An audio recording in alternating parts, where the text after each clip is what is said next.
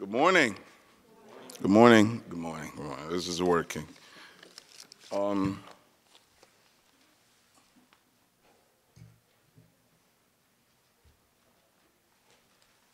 That's what happens when you're nervous. But I'm nervous for a reason, because this topic is one that I don't know much about, and every opportunity I get, I take it. What I dropped was perhaps one of the most important educational tools that I personally have experienced. I know a bit about the Middle East, but this map, these diagrams here showed me a whole lot of things I wasn't aware of. So I took some to pass around and make sure you get one. I'd like to welcome you to this program, which is part of our Global Society's opportunity to educate, thank you, Destiny, to educate our students about our place in the world. Everything is happening, and we have to pause sometimes to understand the impact of what is happening elsewhere on our lives every day. And this program, The Pathway to Peace, is intended to do just that. Without further ado, I would like to introduce, will you go to Reverend Cannon? Yes, Reverend Dr. Cannon to come to the podium and begin the process. Again, welcome to Delaware State University. Thank you, Dr. Osi. We're very, very pleased to be here. How many of you are here because you have to be and you need credit for a course? The vast majority. How many of you are here because you're activists and you want to know how to be mobilized to constructively contribute towards justice for Israelis and Palestinians? I was hoping for at least one. It might be a long hour. There's no activists in the room. Anybody who would consider yourself an activist? A few of you. Okay. Anyone here by their own free will? A few. Okay, good. Well, we're pleased to be here with you. We represent 3 different organizations, but you are the very first event of a 2-week speaking tour that starts in Delaware and will be all across the United States, talking about what it means to pursue a just peace, not only for Israelis, but also for Palestinians. How many of you have studied the Israeli-Palestinian conflict in the context of one of your courses? Only a few? Okay, how many of you have an assignment coming out of this discussion? Most of you. All right, so this is what's going to happen. We're each going to speak for less than 10 minutes to introduce ourselves, to introduce our organizations, but to specifically talk about the question of how American, U.S. foreign policy is contributing currently to the crisis between Palestinians and Israelis. Okay? Everybody got the topic? You're in the right room? That's why we're here? All right, I need a little energy now. Come on. Little energy. You're in the right place. Okay, good. You can see behind you a map. How many of you have seen a map that looks something like this? All right, a third of you. What is it a map of? That's not a rhetorical question. It's hard to read. So you can't cheat and read what it says on the screen. What's it a map of? A strip of land. That's a good starting point. Where is that strip of land? Palestine. Some would say historic Palestine. It's not currently identified as Palestine, at least not according to the U.S. government. Israel. Israel and what we would call the occupied Palestinian territories. So here's the first thing you need to know. That map often can't even be up on a wall, because when you put it up on a wall, people disagree about what it's called. Some people call it Israel. Some people call it Palestine because they don't acknowledge Israel's right to exist. Some people call it Israel and the occupied Palestinian territories because a significant part of the land is under the complete control of the Israeli military. Some people call it Israel and Judea and Samaria. Where does that come from? It comes from the Bible, right? Some people don't want to get into the controversy, so they don't call it Israel, they don't call it Palestine, they call it the Holy Land because that's safe, right? So we're here to talk about this place called Israel, and we will use the term occupied Palestinian territories. My name's Reverend Dr. Mayalise Cannon. I'm an ordained minister. I thought that God was calling me to preach the gospel, and then I went to Israel to learn about the gospel, and I met the Palestinians. And so now my work is, I am the executive director of a group called Churches for Middle East Peace, which represents 28 denominations, the traditional churches of the Holy Land, the Greek Orthodox, the Armenian Orthodox, the Antiochian Orthodox, the Catholics, the Conference of Catholic Bishops, Catholic Relief Services, the majority of mainline Protestant denominations here in the United States, the Lutherans, the Episcopalians, the Presbyterians. I won't go through all 28. I'm ordained as an evangelical pastor. You might have heard the term evangelical in light of today's political age with the associations between the evangelical church and President Trump. Have you heard of that? I would say I am not that kind of evangelical. Just to get us started, okay? So I'm a pastor. I lead this nonprofit in Washington, D.C. on Capitol Hill. Our work at Churches for Middle East Peace particularly focuses on Palestine and Israel. One of the reasons why is because the conflict there has been significantly supported by the U.S. government, but also significantly contributed to by American Christians. Because American Christians believe that this land is called Israel. It has historic significance because of the Bible, because it's the traditional homeland and the homeland of the Jewish people. But when you go there, there's an indigenous community that has also been present there for thousands of years, who are Arab Palestinians. And so this conflict that's been, how many of you have heard that this conflict has gone on for thousands of years? Have you heard that? That's something that we're often taught in our churches, that this conflict goes back to the children of Abraham, Isaac, and Ishmael. But actually, I'm here to tell you that this is a contemporary geopolitical conflict. It didn't start until the late 1800s, and it was exacerbated in the early 1900s. We had increased Jewish immigration to the land. You had an indigenous community that was primarily Arab Palestinian.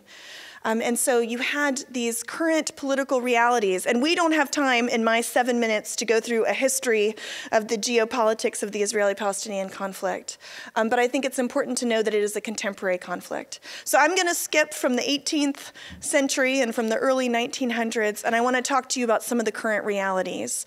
The president today in Washington, D.C. has taken significant actions in recent months to shift U.S. policies towards Israel. The U.S. historically has been very pro-Israel, regardless of if it's a Republican administration or a Democratic administration. U.S. policies have been very supportive of the state of Israel.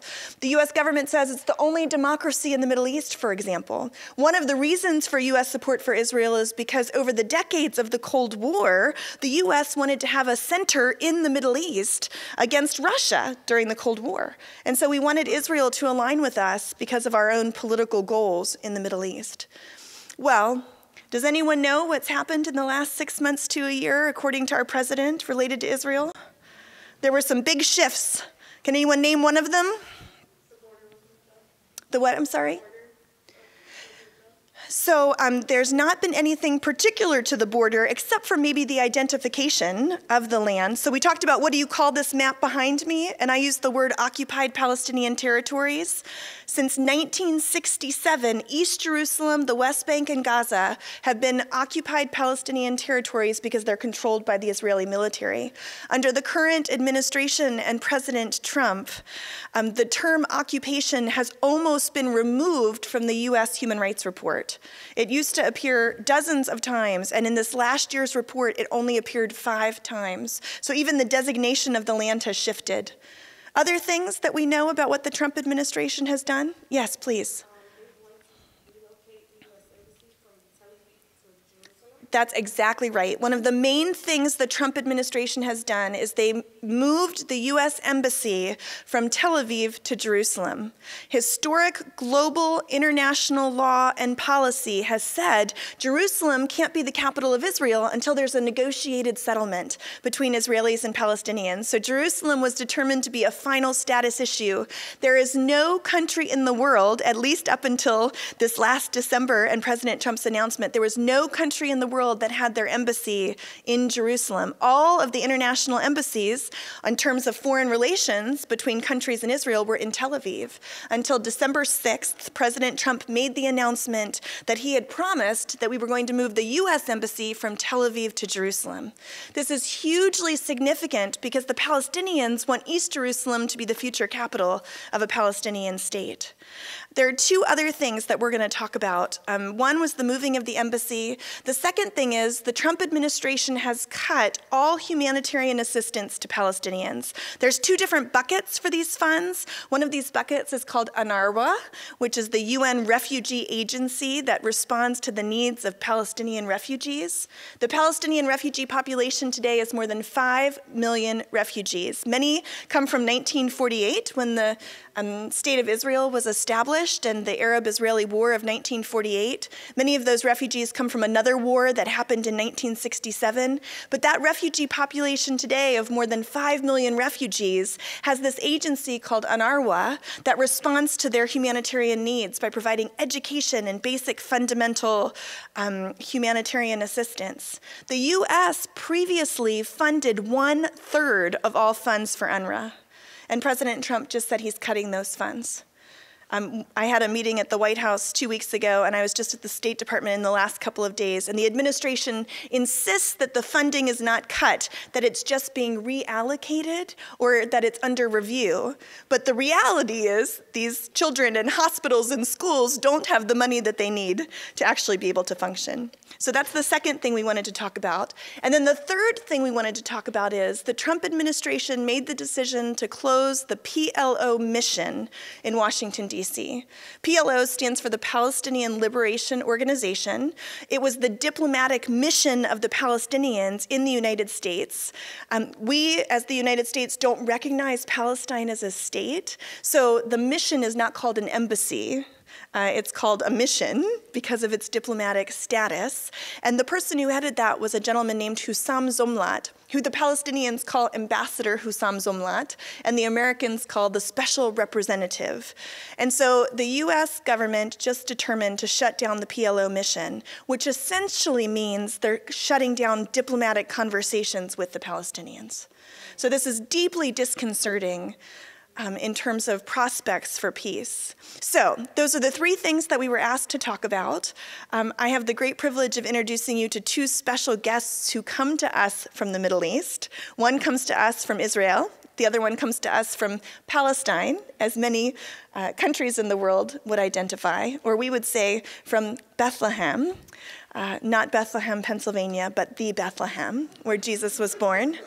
So you'll have the privilege of hearing from both of these leaders. Jessica Mantel is an Israeli human rights activist. She was the former executive director of B'Tselem. She's now the executive director of, my understanding, the oldest Israeli human rights organization in the world, called Hamoked. Jessica has taught me more on the legal realities of the occupation than any person I know. So you'll have the opportunity to hear from her. And then you'll have the opportunity to hear from someone who has done these tours with me probably more often than he would like to admit. His name is Sami Awad. He's the executive director of an organization called Holy Land Trust. He's Palestinian. He's a Christian. He comes to us from Bethlehem. One of our colleagues, a gentleman named Wes Stafford, who was the former executive director of Compassion International, says that Sami is the Martin Luther King Jr. of the Arab world and of Palestine. He's a nonviolent peace activist who has experienced a lot of resistance for his work and for his advocacy. So join me as we welcome, Jessica will come first, and then Sami.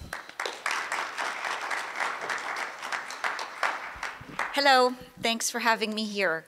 I've lived in Jerusalem for 25 years, but I'm originally from the United States. Grew up in a Jewish family in California, moved to Israel 25 years ago.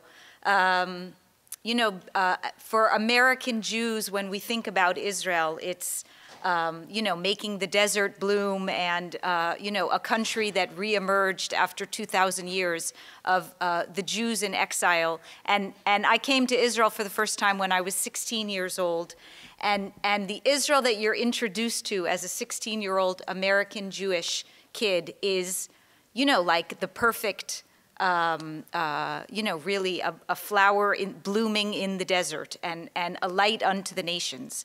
What now I can say, seems like cliches. To me at 16 years old, really were not cliches. And it was only after I came to Israel after college and realized that that very rosy picture, that it's a much more complicated reality. And the reality of the Israeli democracy occupying millions of Palestinians, maintaining military rule over Palestinians.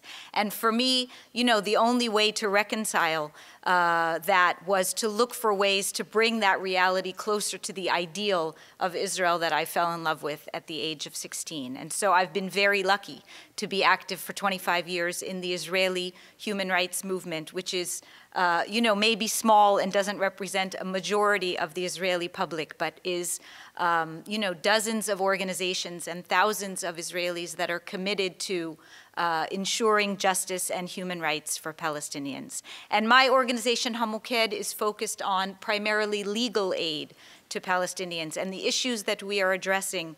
You hear about Israel-Palestine. What occupies the news is violent clashes, deaths and injuries, very dramatic events, both of attacks by Palestinian militants on Israelis, Israeli military operations in Gaza and elsewhere. But the daily reality for millions of Palestinians is much less glamorous and never appears in the newspaper. Palestinians who want to travel from one place to another and then require permits, to travel between the West Bank and Gaza, the two halves of the occupied territories that are divided. You need special permits to travel from one to the other. A Palestinian from the West Bank who wants to travel to Jordan or any place else in the world and then often is denied permits to travel.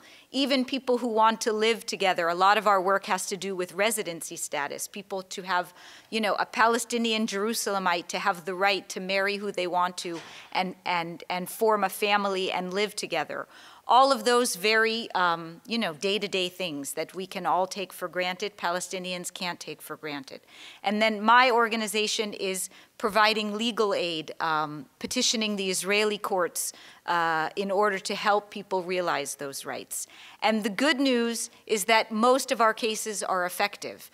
You see a deteriorating situation in terms of human rights. The government that we have now in Israel that is a very extremist government and a rhetoric that is extremely hostile to Palestinians and hostile to this idea of the rule of law, that Palestinians can get justice in Israeli courts. And often there is a climate of despair also among Israelis that are committed to peace and justice, a feeling that there can be no justice for Palestinians internally. But, the good news is that when you actually take an individual case to the courts, an individual family that wants to live together, somebody who needs to go abroad to study or medical care, you can get justice on those individual cases. And then our strategy is how you build, more systemic change from those individual cases, that one family and another case can build precedent that then forces government policy. The idea, the future that we are all hoping for of an end of occupation, an end of military rule over the Palestinians, that Palestinians can be self-governing and have their right to self-determination alongside Israel, that seems at this point, hard to see in the near future that can be the reality. And then given that political, diplomatic impasse, the basic human rights issues are more important than ever, that we can't put off, the idea that in a future where the occupation ends, then Palestinians will have basic rights. It's, I would say the opposite, to putting the cart before the horse, that in fact we have to insist every day that everyone has, again, all of the basic rights that we all take for granted, to be insisting on each individual case rather than only talking about this big picture. Now, the current U.S. administration that to my mind, I mean, there's a lot of grand statements about, you know, recognizing Jerusalem as the capital of Israel, moving the embassy. You know, most of those things do not affect the reality on the ground. What is affecting the reality on the ground actually is a lack of leadership, a lack of U.S. engagement in the day-to-day events. You know, this past summer, we almost had a war in Gaza between the Israeli military and the Hamas government in Gaza.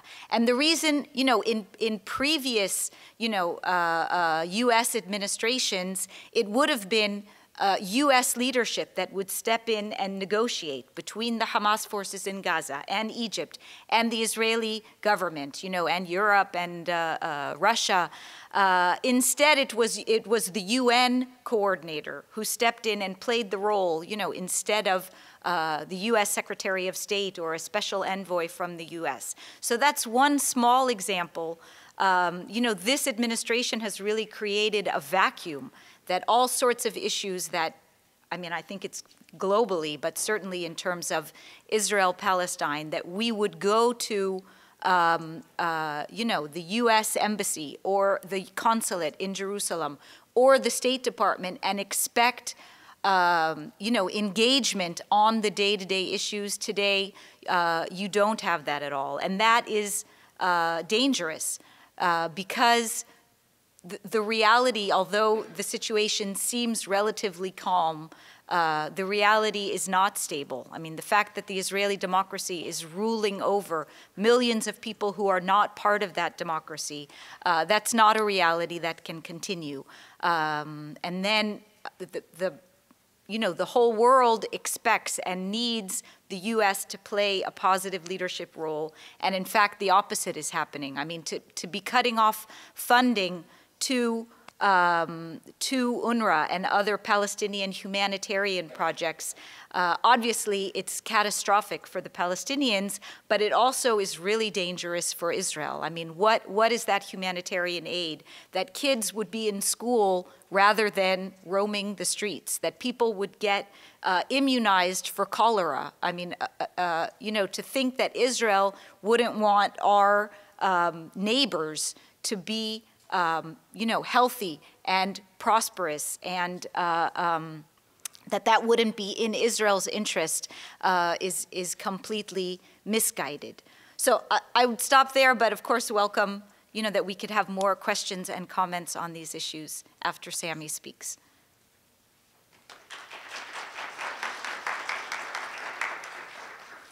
Okay. It's wonderful to be with you as well today, and I'm really happy that this is our first engagement in this next two-week tour that we are on.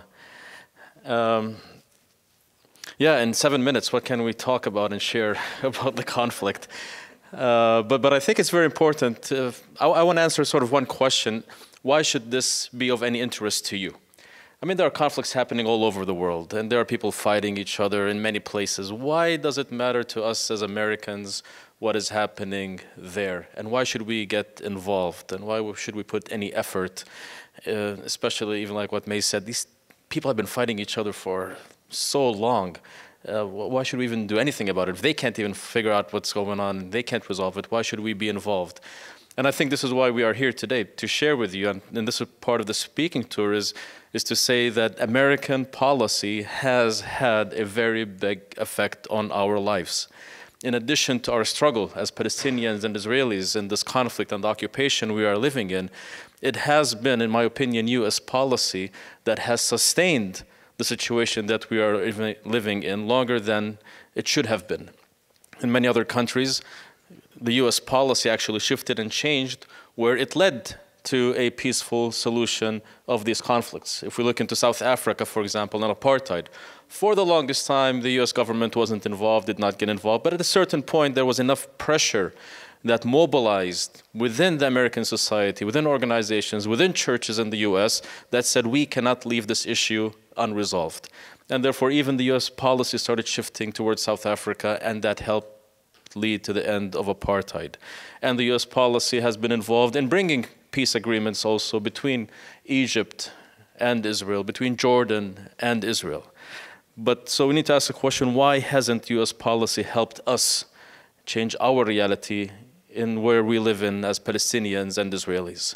And so for me, I want to try to address it from what is happening in the US that has not allowed us to move forward in peace. Is it just the US being biased for one country against the other? Is it just the sense that US policy is just anti-Palestinian and anti-Arab for absolutely no reason? Or is there more to it? And this is what I want to talk about, maybe two issues that I feel are very important for you to understand living in the United States and how you have an influence in shaping US policy. There are two major groups that have influence on US policy when it comes to peacemaking in the Middle East, and especially between Palestinians and Israelis. The first one is known as the Israeli lobby. Google AIPAC, AIPAC, and learn about this lobby that is located in Washington, D.C., that has a great influence, if not on the White House, definitely when it comes to Congress. The decisions that your representatives make when it comes to issue of peacemaking in Palestine and Israel are very much influenced by the lobby and its effect on your own politicians. I speak, and we speak with many people who are representatives, congressmen and women, senators, who actually understand the conflict maybe even more than us. They have more intelligence and awareness about this conflict more than us. But there is this hesitation of making any stand when it comes to justice for the Palestinians or ending the occupation or condemning Israel because of the influence of this lobby, this political action committee, the Israeli lobby, on US policy. And as we are now approaching elections coming up, this is where you actually have a very important voice to ask your representatives where is their stand on this issue and make it clear to them that you actually want your representative to have at least a more balanced view, a more balanced position when it comes to policy making towards the Israeli-Palestinian issue. So this is the first one. The biggest one is the influence of the Israeli lobby on your politicians. The second one, which is, I said first one, the biggest one. The second one, which could be as big, is the influence of the churches. As May mentioned earlier, I'm an evangelical, but not that evangelical. What is that other evangelical when it comes to our issue? And this is a concept known as Christian Zionism. Have you heard this term before? Christian Zionists?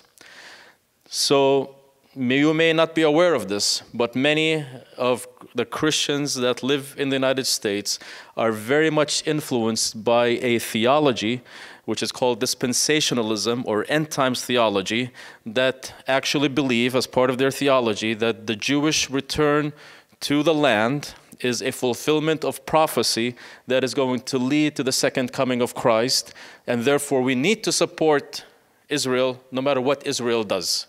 And they are the second biggest influence group, again, when it comes to elections and when it comes to your congressional and Senate leaders.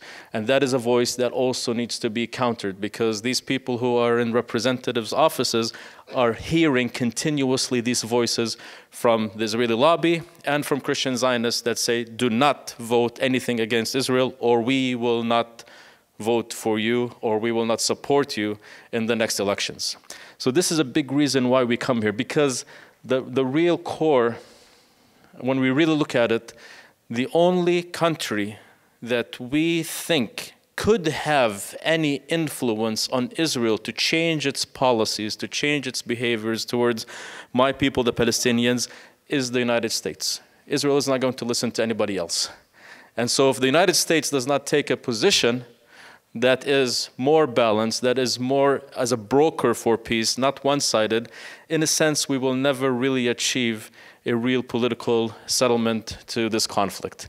And US policy recently that we've seen, the three issues that we talked about and will be talking about, the movement of the embassy, the stopping of the aid to the Palestinian, and closing the PLO office in Washington, D.C., were actually motivated by these groups that I mentioned before. And so this is part of what we need to counter in the US. We need to begin to really understand how do we raise our voice against people who speak as if they are representing you, but in reality they're only representing themselves, and that's the only voice that is being heard.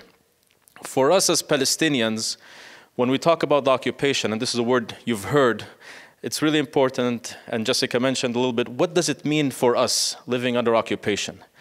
You know, for us, it's not just seen as a political issue of do we get a piece of land to establish our state or not on it. It is about the civil, political, human, equal rights that we are seeking as Palestinians, that all of these rights are denied for us by the Israeli military occupation. And when we say military, that means we as Palestinians live under Israeli military rule and law. Israel could easily annex all of the land tomorrow, and they could easily say this whole thing is called the State of Israel, and they could say, okay, we're going to make everybody citizens in this land with equal rights. Israel is not going to do that, because one of the things that the Israeli society still fears is what's called this demographic threat, that one day there's going to be more of us than them, and that's going to lead to another Holocaust committed against them and connecting with the atrocities that happened against the Jews in Europe and for hundreds and thousands of years. And so it's a very important question to really, how can we become a voice that is really promoting justice and equality for all the people in this land? As a Palestinian, I have a history in this land that goes back hundreds of years.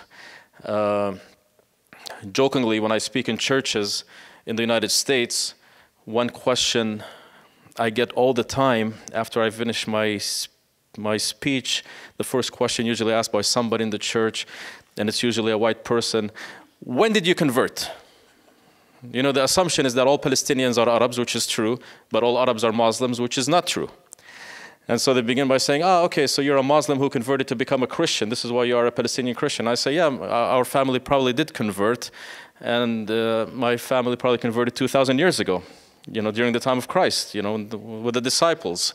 And then I make it clear to them to say, yeah, just to make it clear, we're the ones that converted you as well. So you were not Christian before we came to your countries, to your homes, and converted you. So my family goes back. And as Jessica said, as the Jewish community, also they go back thousands of years. And we have Christians, Muslims, and Jews that live in this land, and they love this land. So for us, the big question is, what can we engage in? Yes, we're discussing the political level now, but for me and for us, we're also very interested in what is the role that you could play as activists in this land, coming to visit us, coming in solidarity. Our struggles when we are facing these systems of oppression are not different. If it's in the United States, or if it's in Palestine, or if it's in South Africa till this day, our struggles are the same against these powers of suppression and fear that we need to engage in. And this is for me what I'm also interested in, being part of the Q&A that we have together. Thank you.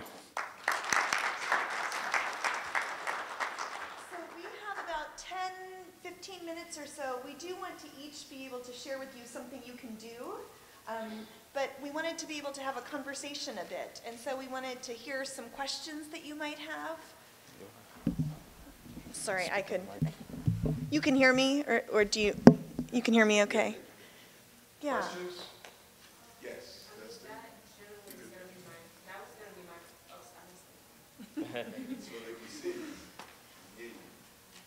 That was going to be my question. What are some resources we can turn to kind of inform ourselves further, particularly before the election, so that we can know, what's going on and who's advocating for what we have? Sure. So I didn't even ask her to ask that question, but it's one of our favorite ones.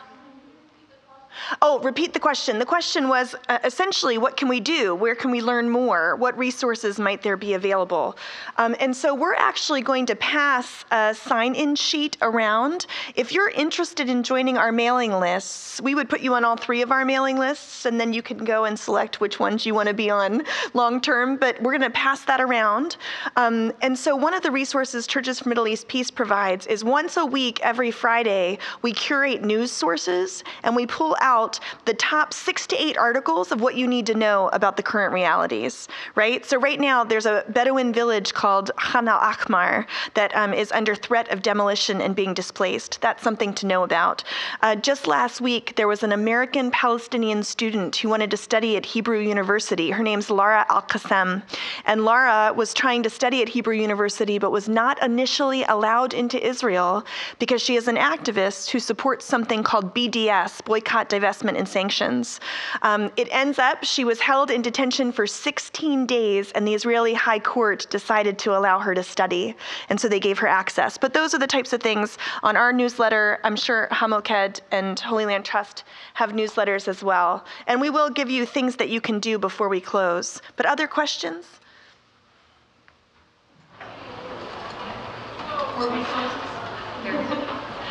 Yes, please.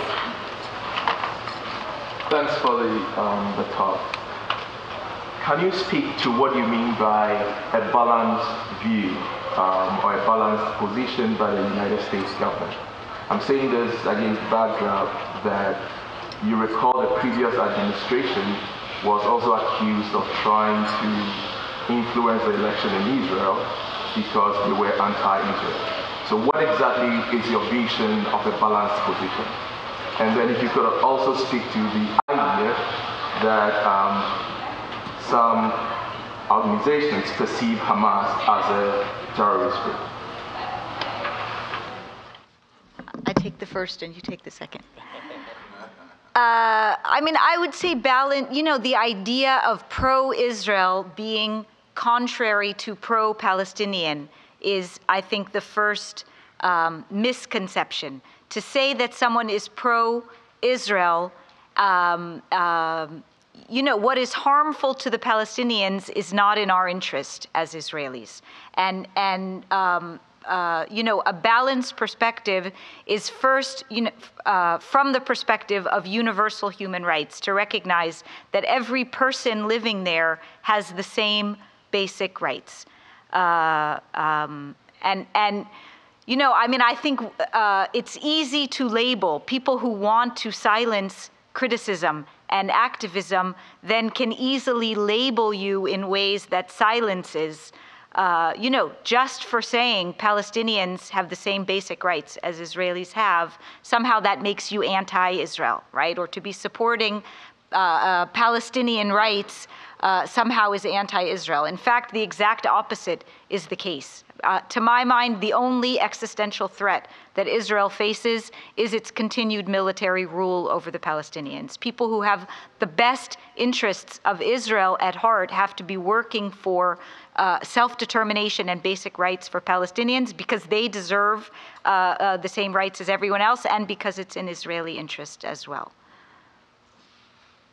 Yeah, and I'll just add briefly to that as well, and to say what's very important is the only solution that's put on the table now to be negotiated as a peace settlement between the two nations is called the two-state solution. And everybody has, in a sense, agreed in principle for something called the two states. So you have, the yellow and blue area, the West Bank and Gaza, which is about 22% of the territory, that was to become the Palestinian state, and 78% becomes the state of Israel. So if you are negotiating between these two sides about resolving it, that means you are encouraging, but also putting the necessary pressure when any side violates achieving that goal. And one of the big issues that is preventing this from happening is the issue of the settlements, which we didn't talk much about, but the fact that there are Jewish, not enclaves, not communities, but cities that are built inside the West Bank that continue to be built. And US policy has always been critical of this issue, calling it at least an obstacle to peace. So when you see something as violating the end goal, then you take the necessary measures to say, you have to stop, we'll put pressure on you until you move forward. And it needs to happen on both sides. So this is what I mean by fair. Like, you have to look on both sides and say, how are you moving forward and how are we encouraging you to move forward in this? When it comes to Hamas, for example, and everybody probably knows this word Hamas and this group called Hamas. Hamas is a group in Gaza that I personally do not agree with them and their tactics and their policies, but Hamas considers itself as being part of the resistance to the occupation. And we are living in a time when it's war. It's not just conflict. I mean, there is shelling and there is shooting, especially in Gaza, almost on a daily basis. And you might not hear this in the media. And so there are attacks and there are responses to attacks, and both sides use violence. Now, you could label one, my freedom fighters are your terrorists. This is part of what happens globally as well. And we know all of these experiences. We've heard this all over the world. But for me, what I would encourage, even the US, to publicly invite even those groups that are using armed resistance and violence to the table. You say, you have something, you have a grievance, come and sit and negotiate and tell us, and let them say no. Let Hamas say no to the invitation. Sadly, that has not happened. It's become easy to use Hamas as a scapegoat for all Palestinian activism, for anything against Palestinians. Of course, you hear more about Hamas and their violence than you hear about nonviolent resistance and activism by Palestinians. But this is part of the media and the propaganda machine that discourages people like you from getting involved. How can we support terrorists? How can we support violence? You create awareness, you create knowledge. There's more than Hamas when it comes to resistance, and Hamas needs to be asked to come to the table to be negotiated. Let us sit and argue and fight each other on the table with our mouths and not use our weapons to kill each other. I'm very sensitive. Let's hear these questions, and then we'll each have an opportunity to respond and to offer a next step. So I see two hands, I think. Yes, please.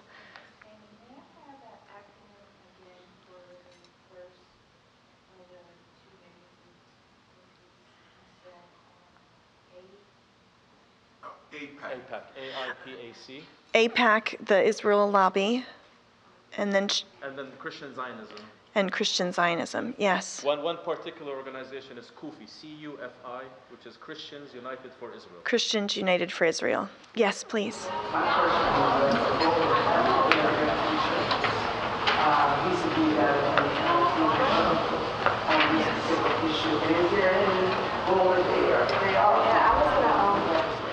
Great question. Great question. Any other questions? Yes, thank you. Oh, I'm sorry, repeat the question. The question was, what is the role of African American community generally, and black churches, and are they responding, and what role do they play? Yes. If AIPAC lobbies are putting money into Republican and Democrat senators' pockets, how do we even vote for them? Right, so if AIPAC is investing in both Republicans and Democrats, how do we vote for, that's a great question. Good, well, who wants to go first? Okay, I'll go first. I want to actually go back to what I heard about the Obama administration quickly. I think, and I would just echo what you've heard from Jessica and Sammy, the number one problem on this issue in the US context is we have a false binary. This false idea that if you stand for one, you stand against the other. And so that is the fundamental purpose of why we're doing this tour, is to say if you truly care for the Jewish people of Israel, you have to care for their Palestinian neighbors. And if you truly care for human rights and justice for Palestinians, you have to care for their neighbors, Israelis, Jewish and Palestinian, right? And the idea that the Obama administration is anti-Israel, Obama's policies actually, as president, were more pro-Israel than his predecessors. He signed this historic agreement of $3.1 billion of military aid every year for 10 years with the state of Israel. So I just wanted to deconstruct that a little bit. I love the questions about what you can do and how you can engage. I am sure all of you, I don't know if any of you were in Ferguson during some of the protests for Black Lives Matter, but there is a very close correlation between black activists here in the United States and the fight for liberation and justice for Palestinians. In fact, one of my mentors, Reverend Dr. Brenda Salter McNeil, is an African American leader, and she was in Ferguson, and she says that one of the most emotional moments for her was when she was standing next to a young African American woman who took her hand and raised it and said, "From Ferguson to Palestine." And so the struggle for racial justice here domestically is directly correlated and connected to the struggle for justice for Palestinian human rights. And so I just wanted that to be stated. Here's my invitation to you. Our organization is in Washington, D.C. If you want to come, I will take you to Republican offices and Democrat offices. And part of what we're trying to do is to change the narrative on Capitol Hill. So in January, I don't know the dates off the top of my head, but in January we are having a summit that's an advocacy summit on this issue. It's called CMAP 1835 for those between the ages of 18 and 35, and I would almost guarantee that some of your professors would give you credit for it. I have my doctorate and 3 master's degrees, and so we can, put you to work and you can learn how your government works. So my invitation is come. The other invitation is we are taking a trip of millennials next fall 2019, that will seek to be as affordable as possible, but where you'll have the opportunity to go to the region to meet Israelis and to meet Palestinians. Because when you see what's happening there, then it's hard to be silent. So those are our invitations, and I would invite Sammy and Jessica to share some action possibilities as well. I mean, I just add, I think it's breaking down this idea, the silencing of criticism of Israel, both on the part of Republicans and Democrats. And you have new voices and activism, within the Democratic Party, certainly, about a different idea of supporting Israel, and that's not contradictory to Palestinians. And you have, let's say, the J Street, which is ranking candidates. Their tagline is pro-Israel and pro-Palestinian and pro-peace, and candidates that they are supporting that are willing to be critical of supporting Israel and being critical of Israel at the same time. So you can see there also listing of candidates.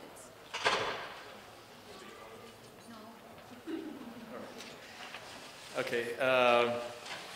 As optimistic as I am in terms of the growing relationships between the African American community and Palestinians, we also have to acknowledge that if it comes to the Israeli lobby or to Christian Zionism, there is a lot of movement and momentum in the black church in the U.S.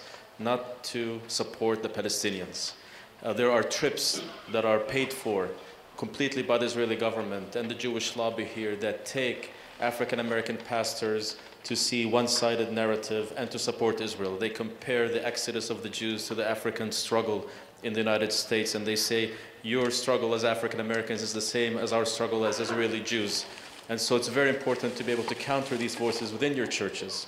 And then this is part of what we've spoken in African American churches, where after we spoke, a representative of the Israeli embassy came to try to counter everything we said as well and to try to deny what we say. So it's not just to say that because we're living under injustice that it's common. There's a lot of money that is spent in African American churches to try to make you not have a different view when it comes to this issue. Quickly, when it comes to your question, what's very important is to voice your opinion to your congressional representatives. Make your voice clear to them and make it clear as part of others. People in Congress are only interested in one thing. What is that? Winning elections, getting back. And as I said before, many of them know the situation, but they don't hear your voice. Until they hear your voice and they say, I will not vote for you unless you have a different view when it comes to this issue, Republican or Democrat, they will go with you. They're not ideologically attached to this issue as much as, will I win the next round or not? So when they begin to hear more voices like your voice saying, this issue is important to me, I will vote for you if you have a fair stand on this issue, they will begin to change their mind. In terms of what we invite you to as an organization, we all believe that the best way to learn about the situation there is not by listening to us. It is by you coming there and seeing and experiencing. And so one of the pamphlets that we have as an organization is a program called Iktashif, which means discover. And it's a program that's in the summer. It's a 1-month program where you come, you live with Palestinian families, you learn about the conflict, you learn about the situation, you volunteer with the Palestinians, you meet Israeli organizations committed to peace and justice, and you really begin to learn about the conflict with all your senses, not just by listening to us. So we have brochures there for Iktashif, and we would love to see you in Bethlehem. Good. We're about enlightenment, about education, And in these 40 minutes, 45 minutes, I think I've had one of the best educations on the Middle East. That's what we're about, but the only reason we're here today is because of the wonderful educator by the name of Dr. Sheridan Kingsbury. And I'd like to invite her to the program. Thank you, Dr. Osei. We're going to look into that program because I'm working with Dr. Osei and Global Societies to do more study abroad. So maybe that would be a study abroad in Palestine. As we close out this most outstanding lecture, I share with you a quote from a book written by Jean Zaru. It's titled Occupied with Nonviolence. And it says, "The call for liberation is heard everywhere by women and by many others like yourselves. It is not an empty slogan or liturgical anthem. Rather, it's a cry from the heart, a cry out of humiliation and oppression, a cry for a new future beginning now." And I say to you today, every day provides each of us a new beginning to cry out for a new and just future for all people. Dr. King says, injustice anywhere is a threat to justice everywhere. And the opportunity to affect change, educating ourselves and others, is one way that's been done as we did it today. I want to remember we have to be the change we want to see in others as students and as faculty. There's a couple of people I have to thank. I want to thank the speakers, Jessica and Sammy and Dr. May. I heard Dr. May last April, and as soon as the lecture was over, I went to the hallway. I called Mike, and I said, we've got to bring this to Delaware. She says, okay, and I called Dr. Osei in the hallway. And I said, we have to do this. And he said, yes, let's do it. So I want to thank Mike and all the members of Delawareans for Palestinian Human Rights. I want to thank Reverend Bill Lane from the Delaware Churches for Middle East Peace as well. Dr. Osei, who always takes my call, he hasn't put me on block yet, so.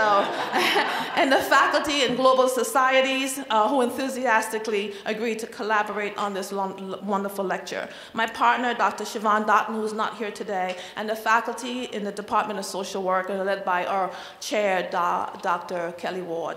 And our provost, Dr. Tony Allen. We didn't have a place to hold this, and I called him, and he said, I'll make it happen, and he did, thank God. And thank you, Dr. Edwards, for coming and bringing your students. And you students from Global Societies and Social Work, give yourself a round of applause. Yes. Dr. May has some books outside, and you can get some more resources. And if you did not sign in yet, please sign in, and thank you, and make it a great day.